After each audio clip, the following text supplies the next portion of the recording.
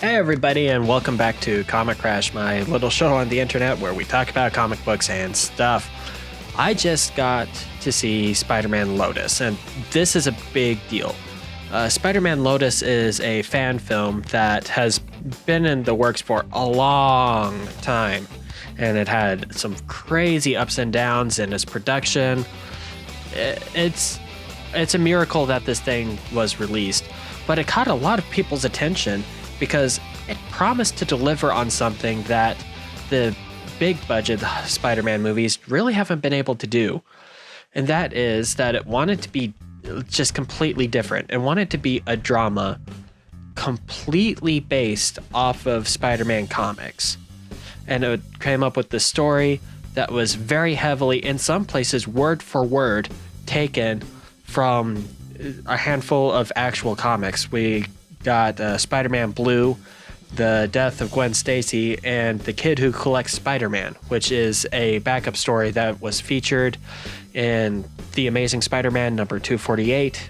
It was written by a guy named Roger Stern, who's a legend, and it's one of the handful of times where the backup story actually surpassed the main story within a book, and it's gone down in history as being incredibly substantial and well loved by fans of the book. And so like Spider-Man Lotus went out to create a drama that was centered on these stories, centered on these events. So if I were to summarize the story as it appears in the movie, what happens is Gwen Stacy dies shortly after Peter was about to propose to her, but ended up not.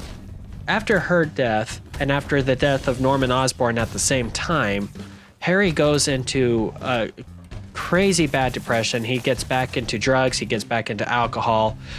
MJ has sunk further into this pretended persona that she's created of this party girl who's really trying to hide like her past and her emotions from people. And Peter just becomes incredibly distant from all of his friends. And he tries to give up being Spider-Man and all of that. Peter then receives a letter from MJ. She was delivering it from Robbie over at the Daily Bugle. And it's a letter from a kid's mother. The kid is named Tim, and his mother writes that Tim is terminally ill and he would love more than anything else in the world to be able to meet Spider-Man and just chat with him for an evening. So Peter, in his grief, decides that he'll put on the costume one last time and he'll swing over to Tim's house and he'll chat with Tim.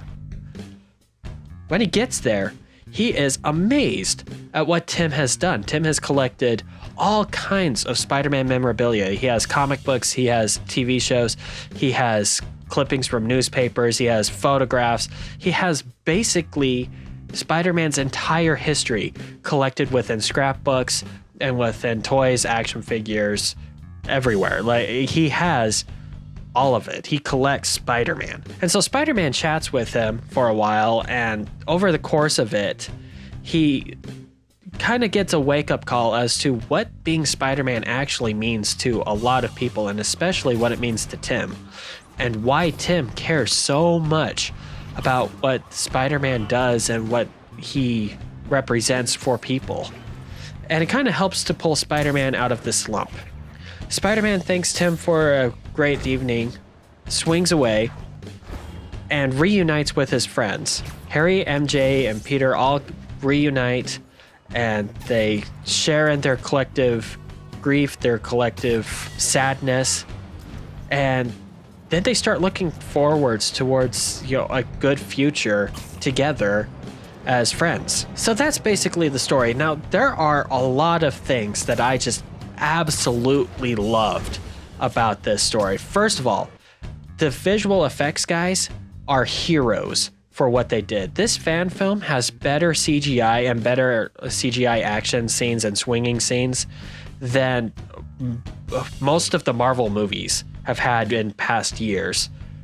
Like, you could tell that they did this because they were passionate. They had a Kickstarter going on, so funding wasn't a problem. They easily reached their funding. So all of these people were just free to work on this fan film, work on the Spider-Man movie, and really put their heart and soul into making it the best that they possibly could. And it shows. Holy cow. Like, these swinging scenes are legendary.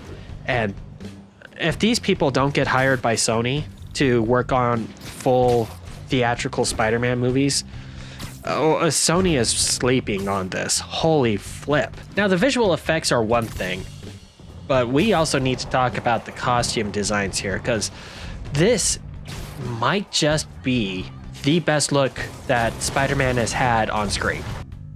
Like, I know that's a really big, bold thing to say, especially considering, like, there isn't Hollywood levels of money behind this.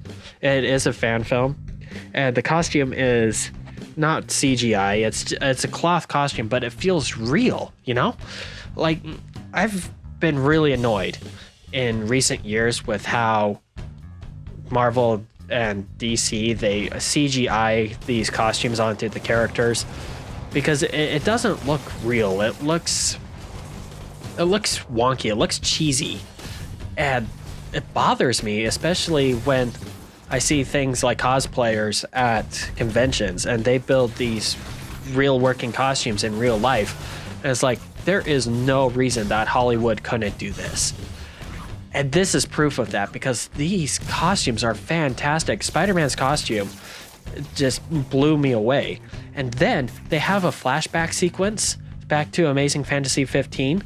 And Spider-Man has a different costume in that it is ripped directly from Steve Ditko's art.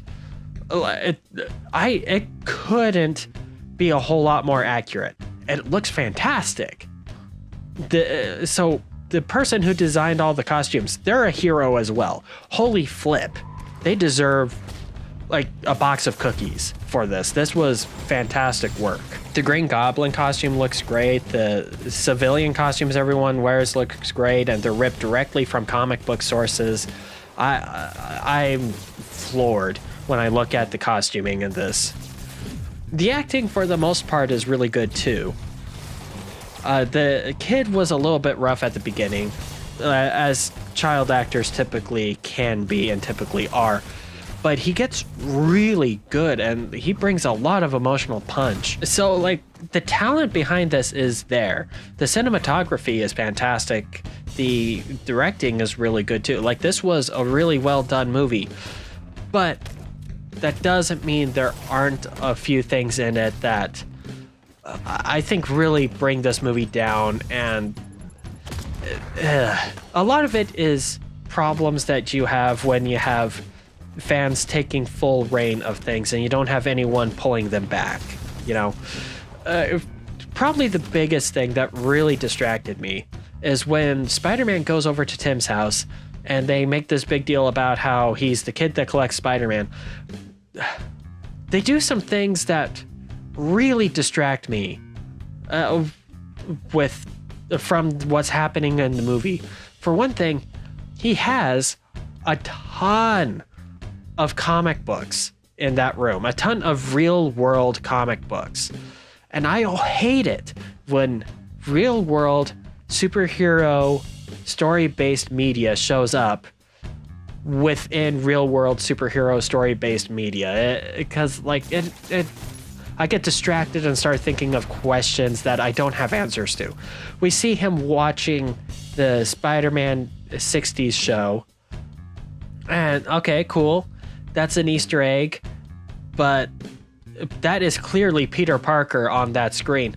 How are we explaining this? How do we explain this away? Or, okay, cool, he has Spider-Man Blue hanging up on the shelf, and that makes sense. That's a little nod to what this movie is inspired by.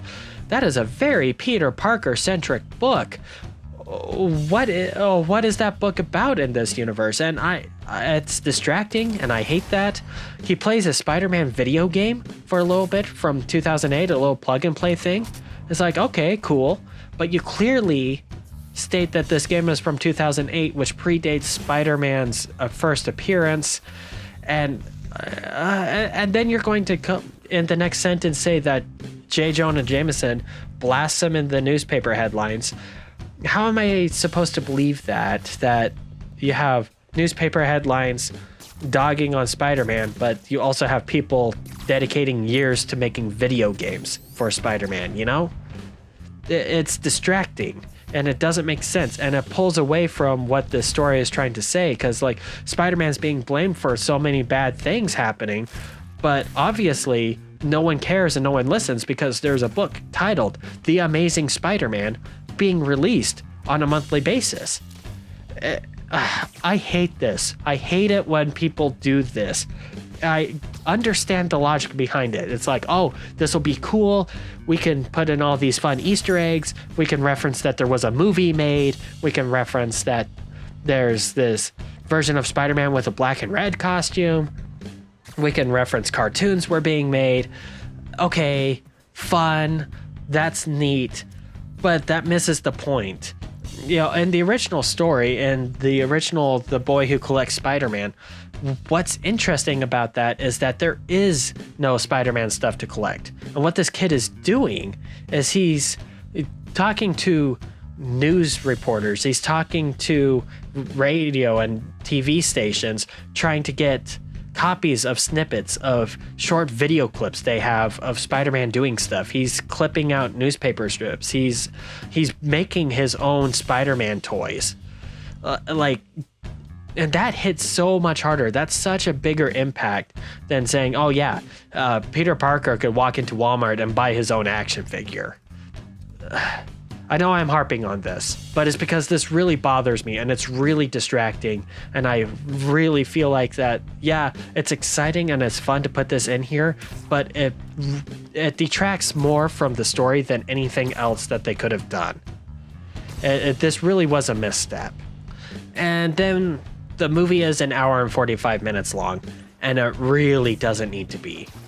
There's a lot of instances where we just have like glory shots, beautiful, I'll give it that, beautiful cinematography of things like Harry stumbling around New York City after he has a drug episode, or Mary Jane just talking with Flash Thompson at a party that she's not excited about being at. Or we have like this long sequence where we get to see shaky home video camera footage of Peter and Gwen going on dates.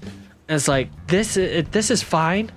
I get why you put this in here. It doesn't need to go on as long as it does. That whole thing with Harry, I swear that went on for like 5 minutes. You don't need 5 minutes of Harry walking around high as a kite in New York City for me to understand what's going on. 3-4 shots would be enough. Or Spider-Man thinking about his past in the rain. Okay, that's cool, but like, I don't need this to take, another 5 minutes. And I caught myself several times while watching this thinking, okay, when are we going to move on to the next thing? Okay, what's the next bit coming up? And a lot of it is because it is a drama, and I get it. It's a low budget fan film. They put probably the majority of it in the handful of action sequences they did have, but like, even just one more action sequence within the middle to break up all of the human drama just a little bit would have gone a long way to helping make this movie a lot easier to watch and a lot friendlier to watch as well. So I highly recommend that you do check this out, though. It's free, it's online, it's a fan project, so like it's readily accessible online right now. Go just watch it on YouTube. It's pretty good, especially if you're a big Spider-Man fan and you see the movies and you like the movies that Sony is making and you like the big budget stuff. Check out what this movie does with a lower budget and just a pure dedicated love to some of the more emotionally charged comics out there, because it does some really fantastic things and improves a lot of interesting points. Improves that you can do really, really good storytelling with a low budget still. It proves that you can do really interesting things with characters, and you don't need to pack the whole thing with action sequences from beginning to end. It proves that drama still works. It proves that superheroes can branch into genres outside of action adventure. And it's a really neat breath of fresh air. I think Hollywood could actually learn a lot from what this movie accomplishes. I think this is really inspiring. I think this opens up a door for people to try some really cool things, to play around with the concept of fan films again, and make something really fascinating and celebratory of, you know, these properties that people absolutely love, especially properties that people feel like aren't being very well represented otherwise. But that's what I got for you guys today. Let me know if you've seen the movie and what you thought of the movie, or what you think of some of the concepts brought up here. And until next time, thank you for joining me. Have a great day. And remember to always be your best self.